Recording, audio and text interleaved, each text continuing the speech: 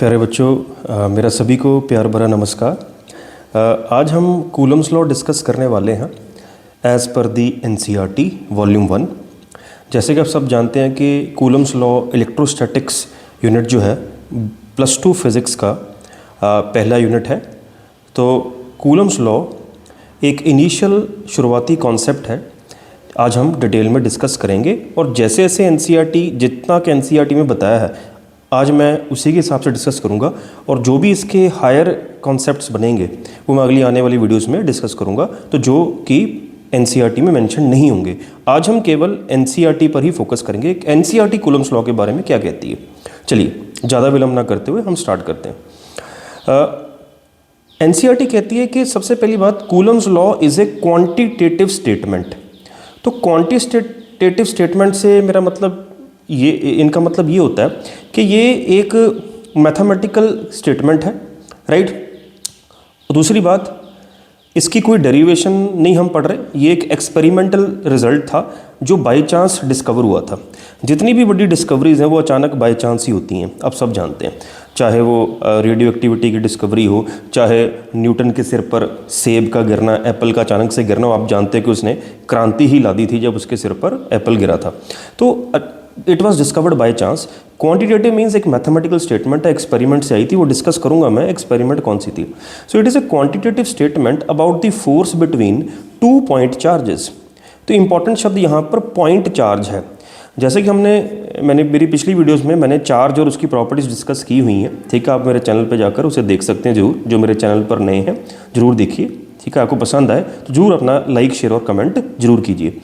तो point charge का मतलब होता है कि हम इस चैप्टर में किसी भी बॉडी पर चार्ज हो सकता है, और बॉडी वो कंटिन्यूस बॉडी हो सकती है, बड़ी बॉडी हो सकती है, वो पॉइंट नहीं हो सकती। तो उस बॉडी को भी पॉइंट कब मानना है वो मैं बताऊंगा। तो ये पॉइंट चार्जेस का कॉन्सेप्ट है, यानी जिस भी बॉडी पे चार्ज लोगे उसकी डायमेंशंस जो है, यानी लेंथ, ब्रेड्थ, हाइट, डेप्थ, वो नेग्लेक्ट करनी होंगी, आपको नेग्लिजिबल माननी होंगी। तो पॉइंट चार्जेस का कॉन्सेप्ट है इंपॉर्टेंट बात। दूसरा, इस पूरे यूनिट में चार्ज को हमेशा रेस्ट पर एज्यूम किया जाएगा। आई रिपीट, रेस्ट पर। Electrostatics, statics means at rest. तो कह रहा है कि दो चार्ज अगर आमने सामने पड़े हों, पॉइंट चार्ज हों और स्टैटिक चार्ज हों, तो उनके बीच की जो फोर्स है उसकी वैल्यू कितनी होगी। क्वांटिटेटिवली यानी मैथमेटिकली वो 10 न्यूटन होगी, 20 न्यूटन, 100, 1000, 2000 होगी। उसके बारे में कूलम्स लॉ हमें बताता है, याद रखें। क्वांटिटेटिवली मैग्नीट्यूड बताता है कि दो चार्ज के बीच में अगर दो सिमिलर नेचर के चार्ज हैं, नेगेटिव नेगेटिव तो रिपल्शन होगी, पॉजिटिव पॉजिटिव रिपल्शन होगी, ऑपोजिट नेचर के चार्ज हैं तो अट्रैक्शन होगी। तो it tells us about the magnitude of, यानी the value of electrostatic force of attraction और repulsion between 2 point charges at rest. इस तरह से आपने बोर्ड में इसको डिफाइन करना है। तो ये सब बातें लिखी हुई हैं। फिर उसमें ये बताया हुआ है जो मैं बात कर रहा था कि अगर बड़ी बड़ी बॉडीज़ हैं तो उनको पॉइंट कब मानना है। देखिए, दो बॉडीज़ कंटिन्यूस बॉडीज हो सकती हैं, वो पॉइंट तभी होंगी अगर उन दोनों के बीच की जो दूरी है उनके साइज से बड़ी हो, उनके साइज से बड़ी हो। जैसे अगर हम यहाँ से 40 किलोमीटर दूरी पर किसी शहर में जाना चाहते हैं तो बस या कार में जाएंगे। तो जाहिर सी बात है, अगर हम गाड़ी में भी जाएं, कार में जाएं, तो कार के साइज से ज़्यादा डिस्टेंस कवर किया तो उस केस में जो कार या गाड़ी है वो पॉइंट हो सकती है। इसी तरह से दो बॉडीज जो चार्ज हैं, इलेक्ट्रीफाइड हैं, तो अगर उन दोनों के बीच का जो गैप है उनके साइज से ज़्यादा, उनके रेडियस से ज़्यादा है, तो वो उस केस में वो छोटी बॉडीज़ मानी जा सकती हैं। तो we can treat those bodies as point charges. तो यही उसने बात एनसीईआरटी में लिखी हुई है। अब आगे क्या कह रहा है NCERT. Coulomb measured the force between 2 point charges and found that it varied. अब जो मैं बात कर रहा था, 2 पॉइंट चार्जेस के बीच की रिपल्सिव या अट्रैक्टिव फोर्स है, उसने एक्सपेरिमेंट से वो रिजल्ट डायरेक्टली देखा। उसने देखा कि जो दोनों चार्जेस के बीच में फोर्स है वो इन्वर्सली प्रोपोर्शनल थी उन दोनों चार्ज के बीच के जो डिस्टेंस है उसके स्क्वायर के, inversely proportional, square of the distance between the 2 charges and was directly proportional to the product of the magnitude of 2 charges and acted along the line joining the 2 charges. तो देखिए, NCERT कहती है, ये मैं आपको इसमें अभी लिख कर भी बताता हूँ, पहले मैं ऑरली बता दूँ। एनसीईआरटी के अकॉर्डिंग दो पॉइंट चार्जेस के बीच की जो इलेक्ट्रोस्टैटिक फोर्स ऑफ अट्रैक्शन या रिपल्शन है उसकी जो वैल्यू, उसका magnitude, it was found to be directly proportional to the product of the magnitude of two charges. दोनों चार्जेस जो हमने सामने पढ़े उनका जो प्रोडक्ट है उनकी वैल्यूज, साइन को इग्नोर करके मैग्नीट्यूड, ठीक है, उनके बराबर पाया गया और इन्वर्सली प्रोपोर्शनल पाया गया जो उन दो चार्ज के बीच की दूरी है, लेट अस से r दूरी है या x दूरी है, उसके स्क्वायर के इन्वर्सली प्रोपोर्शनल पाया गया, दैट इज, तो वो कूलम्स लॉ बना। तो चलिए मैं लिख कर बताता हूँ आपको, जस्ट एक सेकंड वेट कीजिए। So according to the NCERT, so let me write, तो what is Coulomb's law now? So spelling में बता दूं, COULOMB', कूलम्स लॉ, ठीक है। तो NCERT क्या कहती है, मैं एक सेकंड NCERT साइड पे रखता हूँ। तो ये कहता है कि मान लो दो चार्ज आमने सामने पड़े हों और वो पॉइंट चार्ज हैं, मान ली एक चार्ज की वैल्यू Q1 है, एक Q2 है, ठीक है, और यहाँ पर मैं ये मान के चल रहा हूँ कि Q1 Q2 का प्रोडक्ट ग्रेटर देन 0 है। तो अगर Q1 Q2 का प्रोडक्ट ग्रेटर देन 0 है तो ऑब्वियसली ये पॉजिटिव है। तो आप ये मान लीजिए कि ये भी पॉजिटिव है और ये भी पॉजिटिव है। तो आमने सामने दो लाइक चार्जेस पड़े हैं, तो आपको पता है कि रिपल्शन एक दूसरे को दूर भगाएंगे। हमें डायरेक्शन से मतलब नहीं, कूलम लॉ मैग्नीट्यूड की बात कर रहा है, वैल्यू की बात कर रहा है, जो इलेक्ट्रोस्टैटिक फोर्स और रिपल्शन रहेगी उसकी वैल्यू कितनी है। तो इन दोनों के बीच की अगर सेपरेशन में r मान लूँ, ठीक है प्यारे बच्चों, तो कूलम तो दो के बीच की जो फोर्स का मैग्नीट्यूड आप ऐसे लिख सकते हो, या तो सिंपल F ऐसे लिख लीजिए या आप F वेक्टर डालकर मॉड लगा दीजिए, एक ही बात है। तो मॉड ऑफ F या simply F directly proportional to the product of the two charges, यानी Q1 इंटू Q2 का product inversely proportional to the जो डिस्टेंस है उसका स्क्वायर। दोनों को कंबाइन कर दें तो कॉम्बिनेशन में it becomes F proportional to Q1 Q2 by R square. तो this is the magnitude of force between the two charges, ठीक है प्यारे बच्चों। अब आपको पता है कि प्रोपोर्शनलिटी कांस्टेंट लगाना है तो ये प्रोपोर्शनलिटी साइन हटाकर इक्वालिटी लगानी होगी। तो दिस इम्प्लाइज, तो वो हम K मान लेते हैं, स्मॉल k आप ले लें, ठीक है।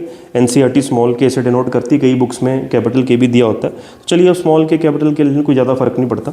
सो K product of magnitude of two charges, आप इसको ऐसे मॉड में भी लगा सकते हैं, ठीक है, 1/2 है upon R square. So this is the formula you must remember. ये एक बड़ा इंपॉर्टेंट फॉर्मूला है। अब ये 12वीं की फिजिक्स का इलेक्ट्रोस्टैटिक्स चैप्टर का ये आप ये कह सकते हैं ये दूसरा फॉर्मूला है। इससे पहले हमने क्वांटाइजेशन ऑफ चार्ज का एक फॉर्मूला पढ़ा था, Q is equal to plus minus N ही। एक तो उस पर न्यूमेरिकल बनेंगे, एक इस पर न्यूमेरिकल बनेंगे, इस पर तो बेशुमार न्यूमेरिकल बनेंगे। तो आप ये मान लीजिए ये शुरुआत है। ये सबसे इंपॉर्टेंट फॉर्मूला हमने 12वीं में मतलब ड्राइव नहीं ऑब्टेन किया, ठीक है, कूलम के हिसाब से और NCERT के हिसाब से। अब K एक प्रोपोर्शनलिटी कांस्टेंट है। अब मैं बता देता हूँ कि इसमें और क्या क्या चीज़ें NCERT कह रही है। तो एक तो ये प्रोपोर्शनलिटी कांस्टेंट है, तो अकॉर्डिंग टू NCERT के K की कोई वैल्यू हो सकती है। SI यूनिट में इसकी वैल्यू कुछ और होगी और CGS में कुछ और होगी, ठीक है, एक बात। दूसरे मैं अपनी तरफ से क्वेश्चन क्रिएट करता हूँ, कई बार बच्चे कंफ्यूज होते हैं और हाईली इंपॉर्टेंट क्वेश्चन होता है कि जो K है पूछे किस पे डिपेंड करता है। क्या वो फोर्स पे डिपेंड करता है, क्या वो Q1 पे डिपेंड करता है, क्या वो Q2 पे डिपेंड करता है, क्या वो R पे डिपेंड करता है। याद रखें प्रोपोर्शनलिटी कांस्टेंट है, ये एक नंबर है, नंबर किसी चीज़ पर डिपेंड नहीं करता। तो K ना तो F पे डिपेंड करेगा, ना दोनों के प्रोडक्ट पे डिपेंड करेगा, ना R पे डिपेंड करेगा। उसी लॉजिक से जिस तरह से हम कहते हैं कि ओम्स लॉ में V प्रोपोर्शनल टू I करके हम रेजिस्टेंस को एक प्रोपोर्शनलिटी कांस्टेंट बोलते हैं कि रेजिस्टेंस ना तो पोटेंशियल डिफरेंस पर डिपेंड करती है ना करंट पर डिपेंड करती है, ये केवल geometry of the geometrical properties पे, कंडक्टर की ज्योमेट्रिकल प्रॉपर्टी डिपेंड करती है। तो कोई भी प्रोपोर्शनलिटी कांस्टेंट जब लगाओ, याद रखें बड़ा फेवरेट सवाल होता है, बच्चे अक्सर गलती करते हैं कि वो फॉर्मूले में गिवन किसी चीज़ पर डिपेंड नहीं करता। अब किस पे करता है, नेचर ऑफ द मीडियम वगैरह वो हम डिस्कस करूंगा बाद में। तो ये एक इंपॉर्टेंट बात है, K does not depend on any of the factors mentioned in the formula. अब अगली बात, तो ये NCERT के अकॉर्डिंग हमने पढ़ा। अगली बात मैं चीज़ें आपको बताने की कोशिश कर रहा हूँ कि ये हमने फोर्स निकाली है जब दोनों चार्जेस मैंने या तो वैक्यूम में रखे हैं, वेरी इंपॉर्टेंट, या हम वैक्यूम को फ्री स्पेस भी कह देते हैं। जो हमारे आसपास जो हम एज्यूम कर लेते हैं कि जिस कमरे में हम एक्सपेरिमेंट कर रहे हैं वो फ्री स्पेस और वैक्यूम ही है एक तरह का। तो जब तक तो क्वेश्चन में वैक्यूम या फ्री स्पेस की बात होगी तो तब तक इन दोनों चार्जेस के बीच की जो फोर्स का मैग्नीट्यूड है वो ये होगा। अगर ये दोनों चार्जेस कि वैक्यूम या फ्री स्पेस के अलावा किसी और मीडियम में रख दिए जाएंगे, मान लो पानी में फेंक दिए, किसी में भी, तब ये फोर्स बदल जाएगी। वो कैसे बदलेगी वो आने वाले क्लासेस में हम डिस्कस करेंगे, ठीक है प्यारे बच्चों। तो ये वैक्यूम या फ्री स्पेस में। अब आगे एनसीईआरटी एक एक्सपेरिमेंट की जिक्र कर रही है, कैसे आया। मैं उससे पहले एक्सपेरिमेंट डिस्कस करने से पहले और भी इसकी बातें मैं आपको बताना चाहता हूँ, फिर हम एक्सपेरिमेंट डिस्कस करेंगे। अब देखिए, तो अब इसमें एक तो बात ये होगी, आपसे पूछ ले कि फोर्स की जो वैल्यू होगी, दो चार्जेस के बीच की जो फोर्स की वैल्यू होगी वो किन किन फैक्टर्स पे डिपेंड कर रही है। ऑब्वियसली दोनों के प्रोडक्ट पे, यानी कि अगर आप ये प्रोडक्ट बढ़ेगा, यानी Q1 Q2 का प्रोडक्ट अगर बढ़ेगा तो फोर्स बढ़ेगी, जाहिर सी बात है, डायरेक्ट प्रोपोर्शनलिटी है। अगर उन दोनों के बीच की दूरी बढ़ाओगे तो डिनोमिनेटर बढ़ेगा, डिनोमिनेटर बढ़ेगा तो एक 6वीं का क्लास का बच्चा भी कह सकता है कि डिनोमिनेटर बढ़ता है तो आंसर छोटा आता है, यानी फोर्स का आंसर छोटा आएगा। तो यह सिंपल सी बात, जो भी चीज़ें इनवर्स प्रोपोर्शनलिटी में डिपेंडेंट होती हैं तो वो ऐसे ही सोचते हैं कि अगर R बढ़ेगा तो ये घटेगा, अगर R घटेगा तो ये बढ़ेगा।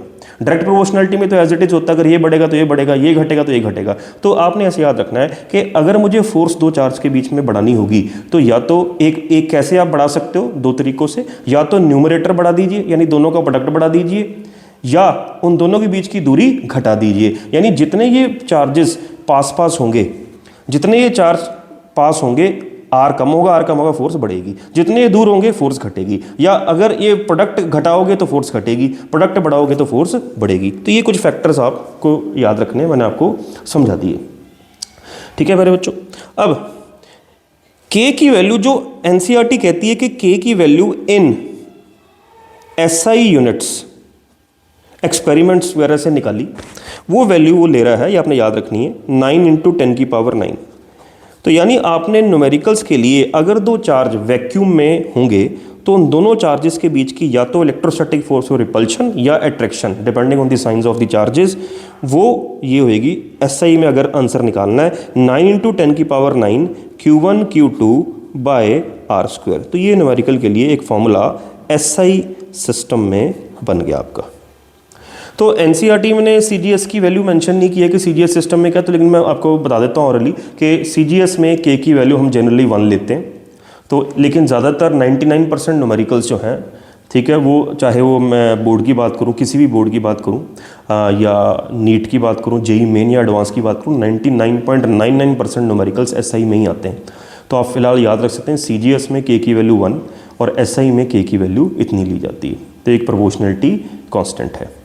एक और बात बता दूं, एनसीईआरटी में ये चीज़ नहीं है लेकिन बात चली रही है तो बता दूं, के की वैल्यू को आप 1/4πE0 भी कहते हैं, स्मॉल E0। तो जो स्मॉल E0 है ऐसे लिखना है, इसको डिफाइन करते हैं, it is known as absolute permittivity या परमिटिविटी ऑफ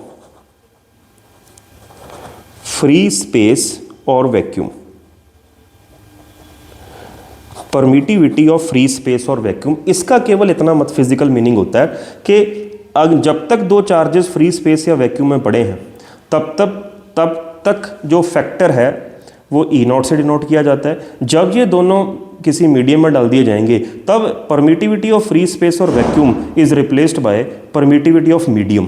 तो यहाँ पे बता देता हूँ, अगर अकेले इससे डिनोट करते हैं, अकेली छोटी ई से, इसको परमिटिविटी ऑफ मीडियम बोलते हैं। इसको अगर E0 लगाते हैं तो परमिटिविटी ऑफ फ्री स्पेस और वैक्यूम, और टेक्निकली इसको ऐसे प्रोनाउंस करते हैं एब्साइलन नॉट। मैं स्पेलिंग नहीं लिख सकता, ऐसे याद रखना है, एब्साइलन नॉट, इसको बोलते हैं एब्साइलन।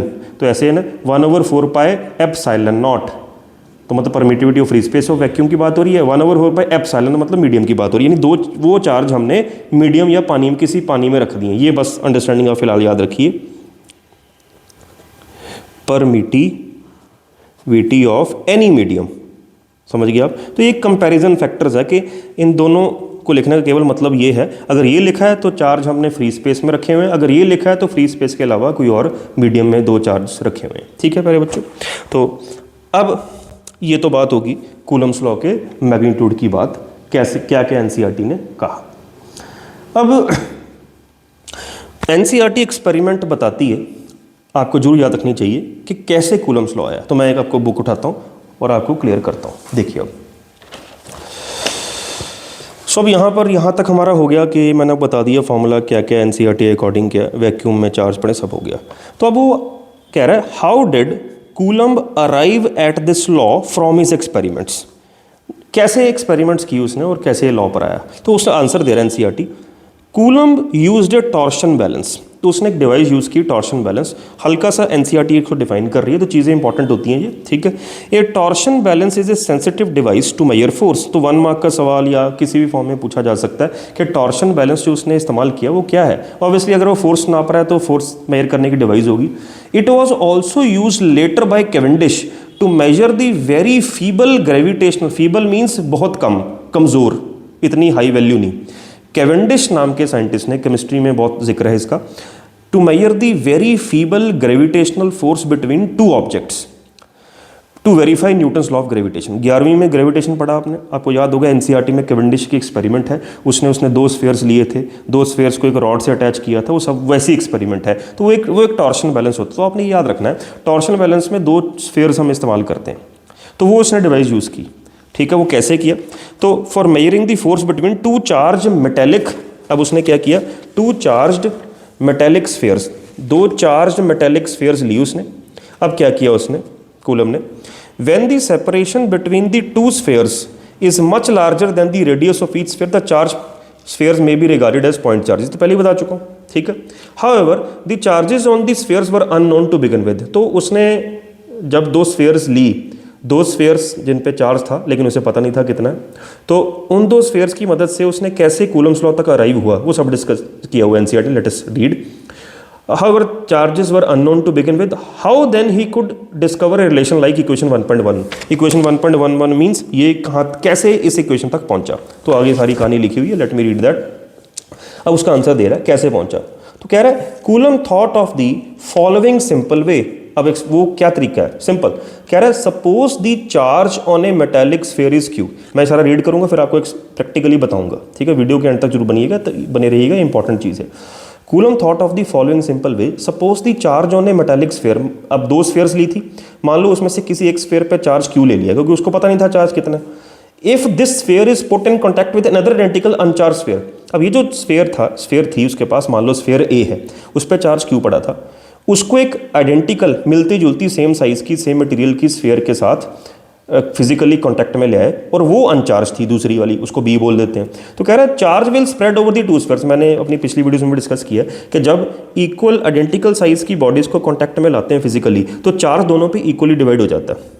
तो अगर एक पे चार्ज Q1 है दूसरी पे Q2 है तो टच करवाने के बाद जब दोनों स्फीयर्स को हटा दोगे तो अब दोनों स्फीयर्स पे चार्ज जो आ जाएगा वो आ जाएगा Q1 + Q2/2।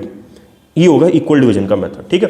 तो जो अनचार्ज स्फीयर थी तो उस पर भी चार्ज स्प्रेड हो गया था। Charge will spread over the 2 spheres by symmetry, the charge on each sphere will be Q/2। Understood है। तो अगर पहली स्फीयर पे चार्ज Q है दूसरी पे 0 है तो इक्वल डिवीजन कैसे होगी, Q1 + Q2/2 यानी Q + 0/2 दैट इज Q/2। तो दोनों पर Q/2 चार्ज आ जाएगा। तो इसीलिए उसने प्रोसेस रिपीट करते हुए Q/2 से Q/4 बना लिया होगा क्योंकि Q/2 का हाफ क्या हुआ Q/4। इसी तरह Q/4 से क्या बना लिया होगा, Q/4 का हाफ क्या हुआ Q/8 एंड सो ऑन उसने कर लिया।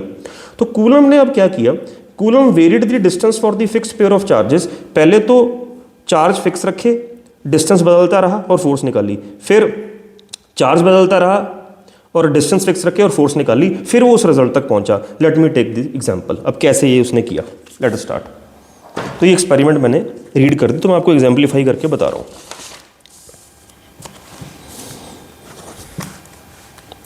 तो यहां पे लिख देता हूं experiment performed by coulomb,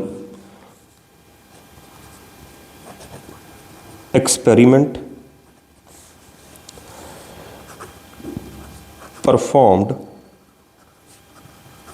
bye Coulomb to arrive at Coulomb's law. तो कूलम्स लॉ तक पहुंचने के लिए क्या किया, तो एनसीईआरटी के हिसाब से ही कर रहा हूं। मान लीजिए उसने एक मेटालिक स्फीयर ली ए जिस पे पहले से चार्ज पड़ा था Q, हमें पता नहीं। दूसरी स्फीयर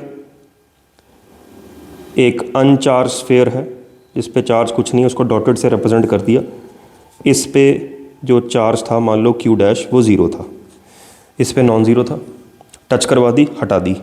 तो टच करवा के हटा दिया और हटाने के बाद आपको पता है 10 + 10/2 करना आपने। तो तो क्या इस पे चार्ज कितना हो गया, Q प्लस 0/2 A पर, और दूसरी पे भी इतना हो गया Q प्लस 0/2, यानी इस पे भी चार्ज Q/2 हो गया, इस पे भी Q/2 हो गया। मान लो इनको R सेपरेशन पे सेंटर टू सेंटर सेपरेशन लेनी है, क्योंकि हमारे लिए ये पॉइंट चार्जेस हैं। हमने मान लिया R बहुत बड़ा है as compare to the radius, तो इसलिए अगर पॉइंट है तो सारा मास यहाँ पर पड़ा हुआ है इसका, तो सेंटर टू सेंटर दूरी आपने लेनी है। अब ये होगी इनिशियल, एक केस ले लिया। अब मान लीजिए इसी तरह उसने Q/2 वाली स्फीयर ली, उसको एक और अनचार्ज स्फीयर से टच करवा दिया, उस पर फिर इक्वली डिवाइड हो गया, तो Q/2 से Q/4 बन गया। तो मान लीजिए यहाँ पे चार्ज आ गया Q/4, यहाँ पे भी चार्ज आ गया Q/4, सेपरेशन अभी वही रही R। तो अब ये दो केस ले लेते हैं। तो जैसे वो कह रहा है कि उसने एक बार तो चार्जेस फिक्स रखे और सेपरेशन अलग अलग की, एक बार तो चार्जेस अलग अलग रखे और सेपरेशन सेम ली। तो हम पहले वो ले लेते हैं कि चार्जेस अलग अलग, सेपरेशन सेम। दोनों केसेस में R सेपरेशन सेम है, चार्ज अलग है, इस पे भी अलग है। इस पे Q/2 को करके देख लेते हैं। तो इससे जो फोर्स आई, मान लीजिए F, वो आई कूलम्स लॉ से, क्या आई थी, K Q1 Q2 यानी Q/2 अपॉन R का स्क्वायर। तो क्या आई force, KQ²/4R²। That first equation. और इन दो के बीच में कितनी आई, मान लीजिए F डैश ले लेते हैं। इसमें चार्ज अलग कर दिए, Q/4 कर दिया। अब Q/4 की डिस्टेंस सेम रखा, तो फोर्स आ गई KQ²/16R²। Let this be second equation, ठीक है। फिर मान लेते हैं डिस्टेंस अलग कर दिया, चार्ज सेम रखे। मान लो Q/2, पहले केस में KQ/2 डिस्टेंस पहले R था, तो ये बन गया KQ²/4R²। फिर डिस्टेंस मान लीजिए R से R/2 कर दिया, चार्ज सेम रखा, यानी चार्ज Q/2 R/2 का मतलब R/2 का whole square, that is R²/4। So this becomes K², 4 ऊपर चला गया, ये 4 आ गया और R²। तो ये KQ²/R² बन गया। अब ये ऐसे कुछ एक्सपेरिमेंट्स वो करता चला गया। अब उसको एक चीज़ पता थी कि क्या हो रहा है। देखिए, अब जब इसी से देखते हैं, जब Q/2 था और डिस्टेंस R था, तो ये फॉर्मूला आया था। जब चार्ज बदल दिया, डिस्टेंस सेम था, फॉर्मूला ये आ गया। यानी R हमारे लिए डिनोमिनेटर कांस्टेंट है, न्यूमरेटर बदल गया। अब आपको उसने देखा कि जब न्यूमरेटर कम किया, Q/2 ऑब्वियसली ज़्यादा वैल्यू Q/4 से, तो कम किया, तो फोर्स की वैल्यू इसको कंपैरिजन करते हुए, इसका डिनोमिनेटर ज़्यादा आ रहा है तो इसकी वैल्यू इससे कम आ रही है। तो उसने ऐसे सोचा कि अच्छा, मैंने मैग्नीट्यूड अगर घटाया तो फोर्स की वैल्यू कम आई, ठीक है। यहाँ उसने देखा ऐसे, यहाँ उसने चार्ज सेम रखा, यानी चार्ज का मैग्नीट्यूड कांस्टेंट माना, डिस्टेंस को बदल दिया। उसने कहा कि जब पहले R लिया तो ये वैल्यू आई, अब उसने डिस्टेंस को घटा दिया, R से R/2 कर दिया। जब डिस्टेंस घटाया, न्यूमरेटर कांस्टेंट है, यानी आपका डिनोमिनेटर कम किया तो फोर्स की वैल्यू बढ़ी आई। यहाँ पर ऑब्वियसली KQ²/4R² है, यहाँ पर KQ²/R², तो ये इससे ज़्यादा है। तो ये कुछ ऐसे रिजल्ट पे अराइव किया कि भैया अगर मैं डिस्टेंस घटाऊंगा तो फोर्स बढ़ रही है, तो अगर मैं डिनोमिनेटर नहीं छेड़ रहा और न्यूमरेटर बढ़ा रहा हूँ तब भी फोर्स बढ़ रही है, या न्यूमरेटर घटा रहा हूँ तब फोर्स घट रही है। तो ऐसे कुछ उसको पैटर्न्स नज़र आए। कुछ उसने 100-50 एक्सपेरिमेंट किए होंगे, तो उसने ही अराइव्ड एट द रिजल्ट कि अगर जो फोर्स है दो चार्जेस के बीच की, या वो रिपल्शन या अट्रैक्शन है, उसकी जो वैल्यू है वो केवल इस बात पर डिपेंड करती है कि उनका जो मैग्नीट्यूड कितना है, product of the magnitude of two charges, direct proportionality पर है, क्योंकि उसने यहाँ से पता लग रहा है उसको, और जो उनके बीच की दूरी है R, उसके इन्वर्स प्रोपोर्शनलिटी पर है। तो ऐसे वो कुछ किंतु परंतु करते हुए उस रिजल्ट तक आया जो इस NCERT में इक्वेशन 1.1 का जिक्र हुआ है। Hope it is clear. तो एक्सपेरिमेंट जरूर चीज़ें याद रखिए, क्योंकि कई बार ये बोर्ड वाले पूछ लेते होते हैं, लेकिन ये चीज़ें आपका दिमाग स्टिमुलेट करने के लिए बहुत बढ़िया हैं। फिर उसके बाद कुछ इंपॉर्टेंट बातें और बता दूं NCERT से। तो Coulomb's law is a simple mathematical statement was initially experimentally arrived at in the manner described हो गया। वाइल द ओरिजिनल एक्सपेरिमेंट की गई थी, वो तो मैक्रोस्कोपिक लेवल तक उसको एस्टेब्लिश किया। लेकिन ये भी बड़ा खास इंपॉर्टेंट क्वेश्चन है, CBSE बोर्ड में ये क्वेश्चन आ चुका है।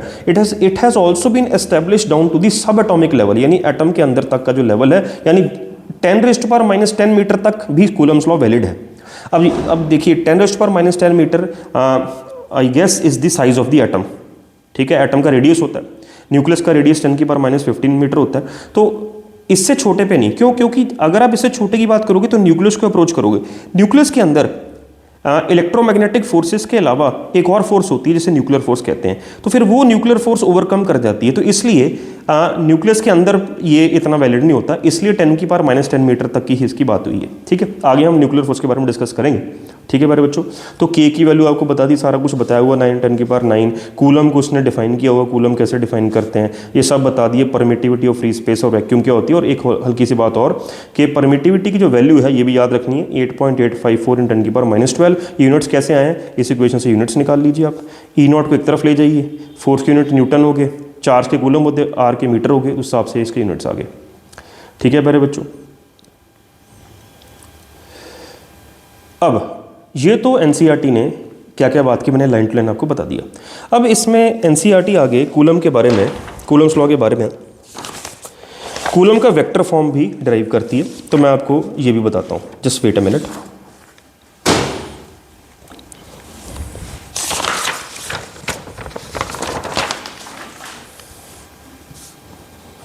तो ये एक बड़ा इंपॉर्टेंट क्वेश्चन है, बार बार बोर्ड में रिपीट होता है, obtain the formula for Coulomb's law in vector form, या derive Coulomb's law in vector form में कूलम्स लॉ बताइए, वेरी इंपॉर्टेंट। आगे ये कंपटीशन में भी एक बड़ा काम आएगा, मैं जब न्यूमेरिकल्स कराऊंगा कंपटीशन पॉइंट ऑफ व्यू से तब डिस्कस करूंगा। तो अभी मैं आज फिलहाल एनसीईआरटी क्या कहती है कूलम्स लॉ के बारे में वो बताया, Coulomb's law in vector form. तो जैसे एनसीईआरटी में डिराइव किया है मैं आपको बता देता हूँ, चलिए पहले हम बुक से देखते हैं क्या कह रहा है। देखिए वेक्टर्स के बिना फिजिक्स अधूरी है, ये बात मेरी याद रखना, ठीक है, वेक्टर्स के बिना फिजिक्स अधूरी है।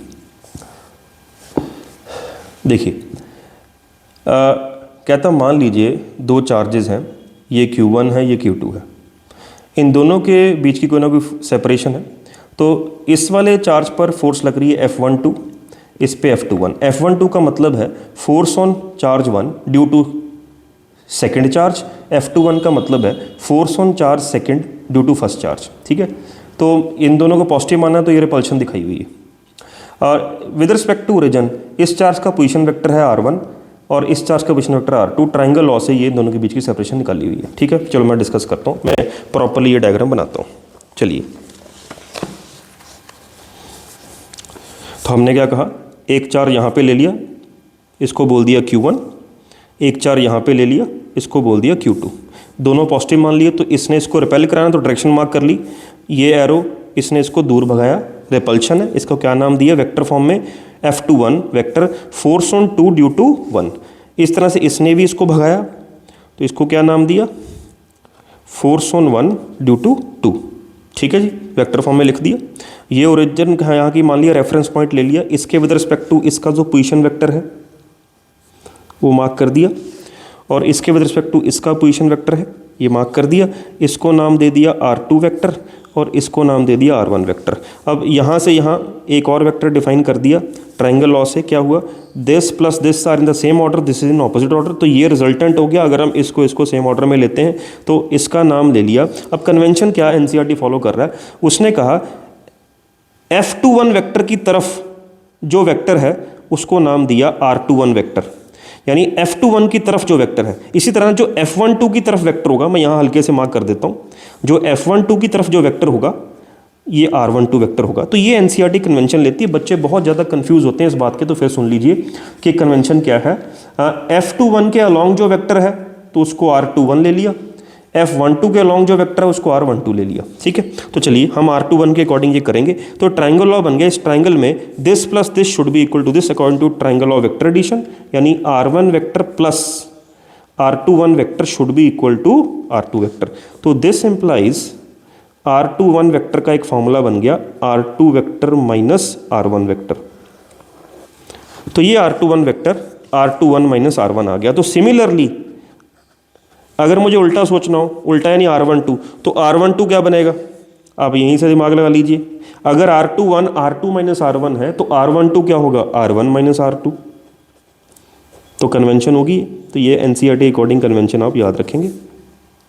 ठीक है, तो चलिए अगर मुझे इसमें अब फोर्स निकालनी है वेक्टर फॉर्म में, अगर मुझे F21 निकालना है तो मुझे वेक्टर R21 लेके करना पड़ेगा, अगर F12 तो R12 के लिए। तो देयरफॉर वेक्टर फॉर्म में F21 वेक्टर क्या करना है, कूलम्स लॉ 1/4πε0, ठीक है, Q1 Q2 अपॉन दोनों के बीच की अगर F21 के लेना तो नीचे क्या लेना R21, तो R21 का स्क्वायर, और इसमें साथ में जब भी किसी चीज़ को वेक्टर फॉर्म में लिखते हैं तो साथ में यूनिट वेक्टर लगाते हैं, तो कौन सा है R21 कैप।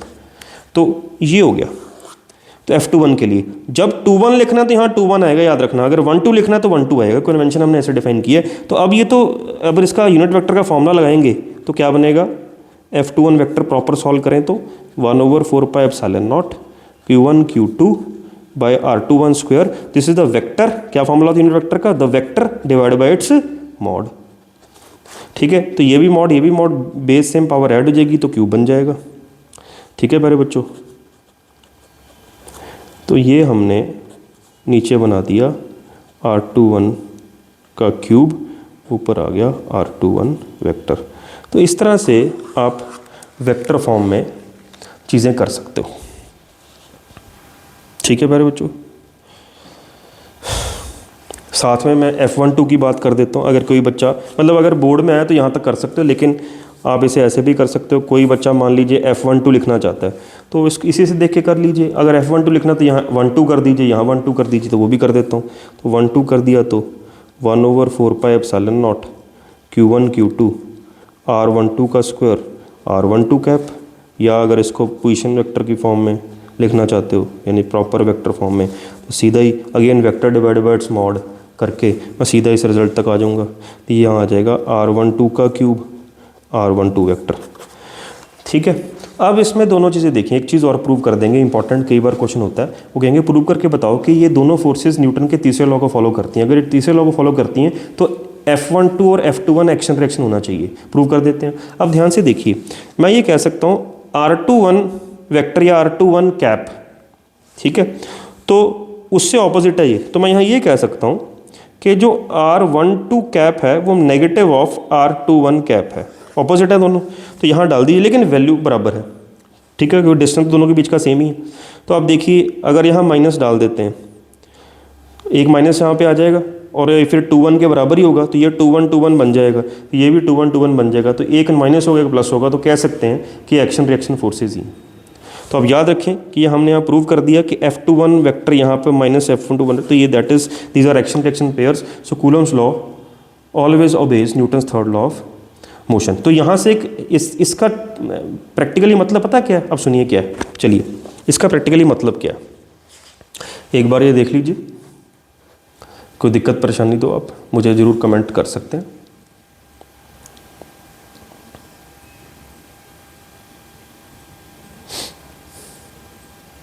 अब इसका जो प्रैक्टिकली मतलब है वो ये है कि Newton action reaction force follow करता है। हाईली इंपॉर्टेंट मतलब है इसका। जैसे मैं एक मान लीजिए क्वेश्चन क्रिएट करूं कि यहाँ एक चार्ज है, ये मान लीजिए 10 कूलम का है।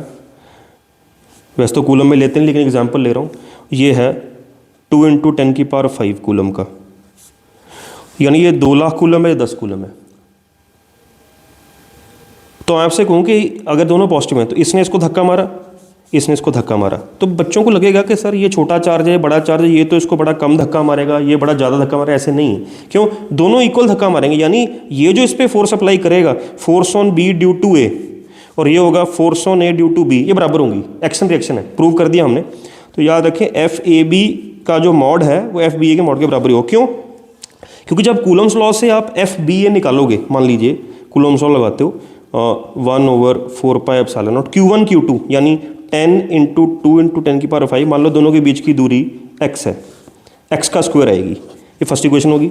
इसी तरह जब आप FAB भी निकालोगे तो तब भी तो ये फॉर्मूला लगाओगे, क्योंकि चार तो दोनों ही हैं। यानी कहने का मतलब प्रोडक्ट तो तब भी सेम है कि डिस्टेंस भी सेम है, तो दोनों की वैल्यू सेम ही आ रही है। तो यहाँ आपको ये नहीं सोचना कि छोटा चार्ज है बड़ा चार्ज है। छोटा चार्ज भी उतना ही धक्का मारेगा जितना बड़ा मारेगा। क्यों? क्योंकि फोर्स अकेले इंडिविजुअल चार्ज पे डिपेंड नहीं करती है, वो प्रोडक्ट पे डिपेंड करती है। तो प्रोडक्ट तो सेम ही है। ठीक है। हमने अगर तो इंडिविजुअल की बात होती कि फॉर्मूला एक ही चार्ज पे डिपेंड करता, फिर आप कह सकते थे, क्योंकि वो डिपेंड ही प्रोडक्ट पे कर रही है, तो ये मैटर नहीं करता कि कौन सा बड़ा कौन सा छोटा चार्ज है। तो याद रखें, ये मतलब है उसका एक्शन रिएक्शन फोर्सेस का। तो प्यारे बच्चों, ये मैंने एनसीईआरटी का आपको पेज नंबर 12 तक जो कूलम्स लॉ उसने बताया था, पेज नंबर 12 यानी शुरुआत हुई पेज नंबर 10 से, पेज नंबर 10 से लेकर के पेज नंबर 12 पर वो कूलम्स लॉ ख़त्म करता है, ठीक है, एनसीईआरटी। फिर उसके बाद वो फोर्स बिटवीन मल्टीपल चार्जेस की बात करता है। तो मैंने अकॉर्डिंग टू एनसीईआरटी आपको ये बता दिया है। This is part 1 physics class 12, ठीक है। तो अगले लेक्चर में मैं कूलम्स लॉ पूरी डिटेल में बताऊंगा, JEE main point of view से, JEE advance point of view से, काफ़ी हम क्वेश्चंस करेंगे। तो अगर आप मेरे चैनल पे नए हैं तो ज़रूर मेरे साथ जुड़िए और अपनी तैयारी शुरू कीजिए। आज जिसने अगले साल भी एग्ज़ाम देना है या इसने 2 साल के बाद भी देना है, तो मेरे साथ जुड़िए आप, और फिज़िक्स की एक कमाल की तैयारी आपको मैं करवाऊंगा। मेरा नाम प्रोफेसर वरुण शुक्ला है, और ज़रूर मेरे चैनल को लाइक कीजिए, सब्सक्राइब कीजिए, और अब कमेंट जरूर कीजिए कैसे आपको वीडियो लगी। धन्यवाद।